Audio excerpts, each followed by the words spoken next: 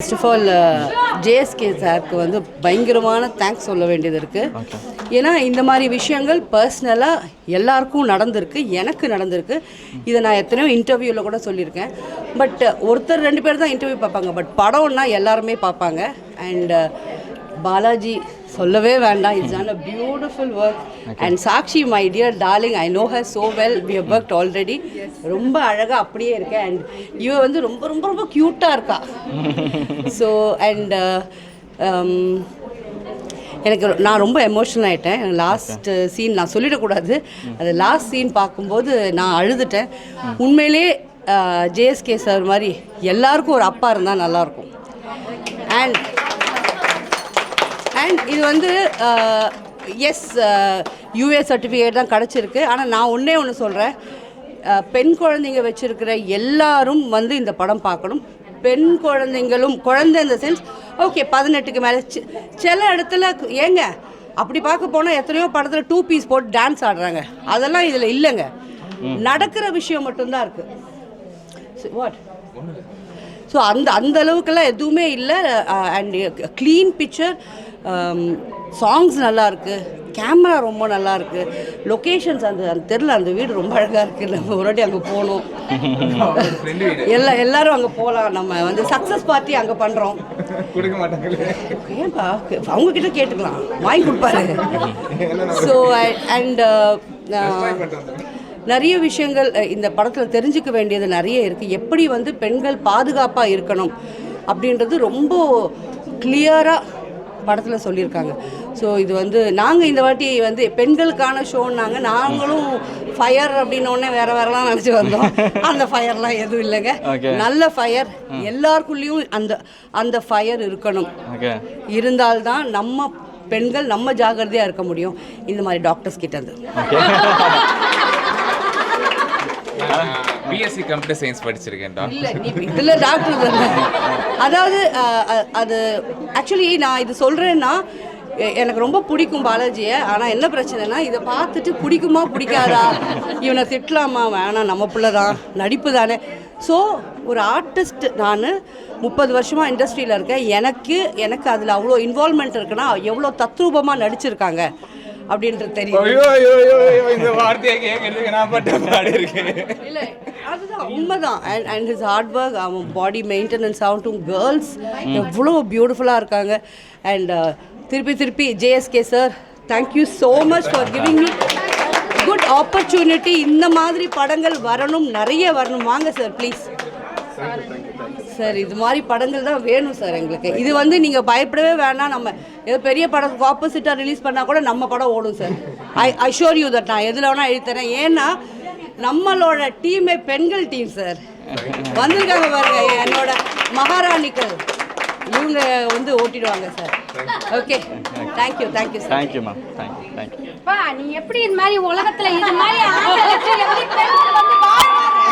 எப்படி சமுதாயத்துல வந்து பெண்களை வச்சு நம்ம குழந்தைகளை எப்படி வச்சுப்போம்? ஆண்கள் வந்து இவ்வளவு குருமா இருந்திருக்க, நீ செஞ்சது ரொம்ப தப்பு. நீ என்ன படத்துல வந்து படம் இருந்தா ஆண்களை வந்து நம்ம முன்னமே கல்யாணம்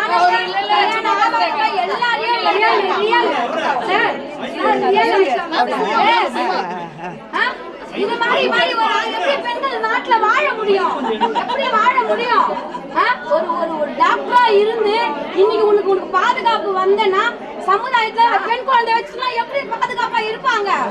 எனக்கு பயங்கரமான கோவம், உன்னை அடிக்கணும்னு வந்திருக்கேன் நான். தங்கச்சி யாரு இதான் பண்ண முடியும்? இல்ல அப்படின்னா என்ன? எனக்கு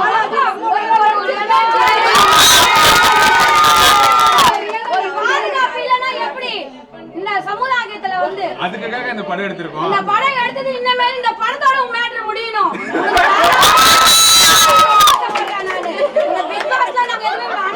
இது ரொம்ப ரொம்ப சத்தியமா சொல்றேன், சமுதாயத்துல ஆண்களுக்கு எல்லாருக்கும் சொல்றேன். ஏன் சோசியல் அந்த மீடியா, அந்த இன்ஸ்டா, அதுல எல்லாம் நிறைய பெண்கள் வந்து பசங்க எல்லாம் ஆழங்காலத்துல விழுதுங்க. ஆனா நீங்க தயவு செஞ்சு எல்லா ஆண்களுக்கு சொல்றேம்மா, உங்க வீட்டு அக்காவா தங்கச்சியா அம்மாவா நினைச்சு அந்த இன்ஸ்டால போறது நிறைய. இன்னைக்கு எங்க எவ்வளவு பேர் நான் பாக்குறேன் தெரியுமா, பெண் குழந்தைங்கள பொத்தி பொத்தி வளர்க்குறோம், அப்படியே கொத்திக்கிட்டு போயிடுறானுங்க.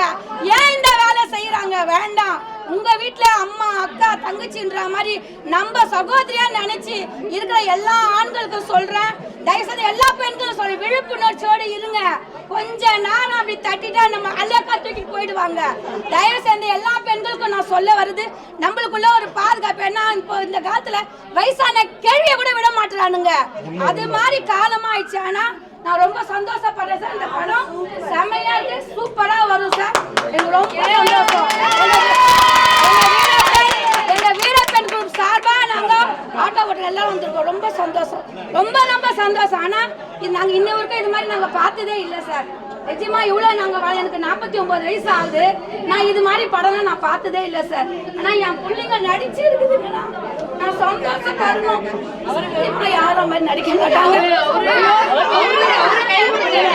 அவங்க முதல்ல வந்து மகாலாக்கு சொல்லணுமா, நாங்க பிக் பாஸ்லயே அவரை பாராட்டிட்டோம். ஏன்னா எனக்கு வந்து ஒரு ஆதரவு